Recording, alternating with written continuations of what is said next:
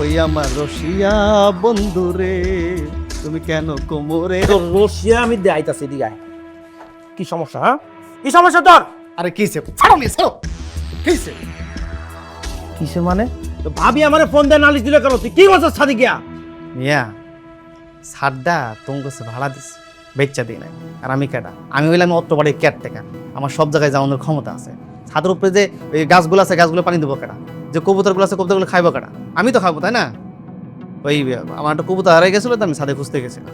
আর তুমি হুদা হুদি আমার উপর কলঙ্ক দিতেছো। তুই যে কত বড় বদমাশ সেটা আমার জানা আছে, ঠিক আছে?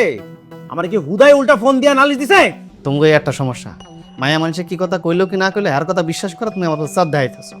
আমি হইলাম বংশীয় পোলা, সচ্চরিত্রবান পোলা। তুমি যে কত বড় চরিত্রবান সেটা আমার ভালো মতন জানা আছে। এরপর যদি আমার ফোন দিয়ে নালিশ দিছে ভাবি, তোর কিন্তু খবর আছে কই দিতেছি। তোমার এইসব স্যাপ দেওয়ানোর সময় না আমার নাই। খুব বেশি সমস্যা হইলে বাসা ছেড়ে যাও গা, যাও। তোর তোর তুই কইলে আমার বাসা থাকতে হবে? আমি বললেই বাসাটা ছাড়তে হবে। না ছাড়লে সমস্যা নাই তো। বাসা কামলে ছাড়াইতে হয় সেটা আমাকে ভালো করে জানা আছে। শালা 2 টাকার কেয়ারটেকার।